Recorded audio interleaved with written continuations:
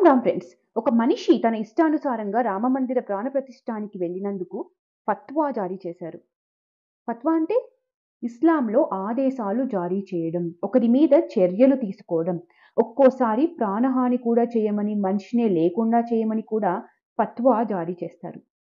అదేంటి రామమందిర్ ఇస్లాం ఫత్వా అనుకుంటున్నారా? అయోధ్య రామమందిరం ప్రాణప్రతిష్ఠ వేడుకకు హాజరైన అఖిల భారత ఇమాం ఆర్గనైజేషన్ చీఫ్ ఇమాం ఉమర్ అహ్మద్ ఇలియాసీకు ఫత్వా జారీ అయ్యింది.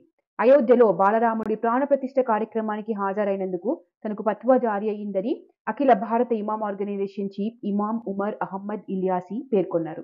ప్రాణప్రతిష్ఠ రోజు అయోధ్య రామ మందిరానికి వెళ్లినందుకు తనకు బెదిరింపు కాల్స్ వచ్చాయని, ఒక వర్గం దూషణకు దిగినట్లు కూడా తెలిపారు.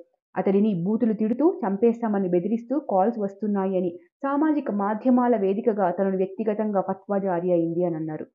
తన ఫోన్ నెంబర్ను సోషల్ మీడియాలో ఉంచి అన్ని మసీదు అథారిటీలకు, ఇమాంలకు చేరవేశారంట. తనని బహిష్కరించాలని పేర్కొన్నారంట.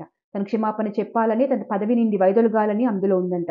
ఫత్వా జారీ చేయడానికి కారణం వారికి మాత్రమే తెలుసు అని, తను రామ జన్మభూమి ట్రస్ట్ ఆహ్వానం పంపితే వెళ్లారని, ఆ వేడుకకు వెళ్ళాలా వద్దా అని 2 రోజులు ఆలోచించారంట. ఎందుకంటే తన జీవితంలోని అతి పెద్ద నిర్ణయం అవుతుందని, మత సామరస్యం, దేశ మంచి కోసం, జాతి ప్రయోజనాల దృష్ట్యా అయోధ్యకు వెళ్ళాను అని చెప్పారు.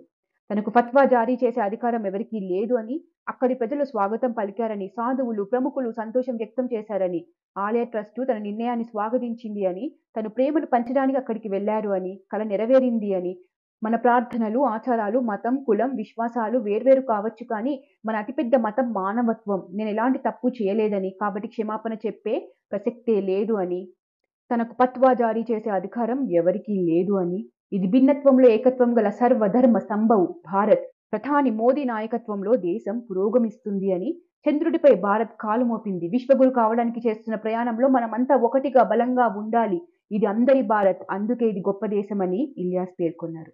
కొంతమంది ముస్లింలు ఉద్దేశపూర్వకంగా ఇమాం ఫోన్ నెంబర్ను లీక్ చేయడంతో అతనికి హత్య బెదిరింపులు రావడంతో సమస్య తీవ్రమైన మలుపు తిరిగింది. ఇప్పుడు తనకి సెక్యూరిటీ కోసం హోమ్ మినిస్టర్ని అడుగుతున్నారు. సో ఎవరితో ఉంటున్నారు, ఎవరికి మీ డీటెయిల్స్ తెలుసు, అర్థమైందా? కాఫీర్ ఈజ్ ఆల్వేస్ ఎ కాఫీర్.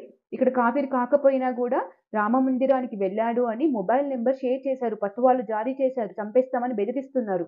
ఇది వీళ్ళ అసహన స్థాయి. వీళ్ళనా మీరు శాంతి కామకులు, శాంతి దూతలు అనేది? Piece fools. మిమ్మల్ని ఫూల్ చేయడం కాకపోతే. ఇఫ్తారీకి హజారైనందుకు హిందువులు ఎవరికైనా ఇలాంటి బెదిరింపులు వస్తే ఎంత ఆగ్రహావేశాలు వ్యక్తమవుతాయో ఒక్కసారి ఆలోచించండి, ఊహించుకోండి. ఇదే ఒక హిందువు చేసి ఉంటే భారత్లో అబ్దుల్లాలకు రక్షణ లేదు అని, మతోన్మాదులు అని ప్రతి టీవీ ఛానల్, ప్రతి కమ్యూనిక్రిస్టి గగ్గోలు పెట్టేది, డిబేట్లు పెట్టేది, తెగ మాట్లాడేవాళ్ళు, ప్రపంచం మొత్తం మాట్లాడేసేది నీ దేశంలో వాళ్ళకి రక్షణ లేదు అని. ఈ విషయంలో సో కాల్డ్ సెక్యులర్లు, కుహాన అలౌకికవాదులు, కమ్యూనిస్టులు, కాంగ్రెస్ నోట్లో ఫెవికాల్ పెట్టుకుంటారు. ఎవ్వడు కనీసం ఖండించరు, తప్పు అని అనరు, ఆయనకి సపోర్టుగా నించోరు, మద్దతు ప్రకటించరు. కళ్ళు, చెవులు, నోరు అన్నీ మూసుకొని కిమ్మనకుండా కూర్చుంటారు. మన రాష్ట్రాల ముఖ్యమంత్రులు మాత్రం బతుకమ్మకి చీరలు పంచేస్తారు అందరికీ. ఇఫ్తార్ విందులకు టోపీలు పెట్టుకొని మరీ వెళ్తారు. ఇప్పుడు ఇలాంటి వాటి కోసం ఏం మాట్లాడరు. సెక్యులరిజం. కాకపోతే ఇమాం ఒక మంచి మాట చెప్పారు. నన్ను ప్రేమించేవారు, దేశాన్ని ప్రేమించేవారు నాకు మద్దతు ఇస్తారు. వేడుకకు హాజరైనందుకు నన్ను ద్వేషించేవారు పాకిస్తాన్‌కు వెళ్ళొచ్చు అని. ఏంటి విన్నారా? మిమ్మల్ని సర్దుకొని దయచేయండి మరి. ఈ దేశంలో మీకు నచ్చనప్పుడు ఎందుకు ఉండటం? జై భారత్.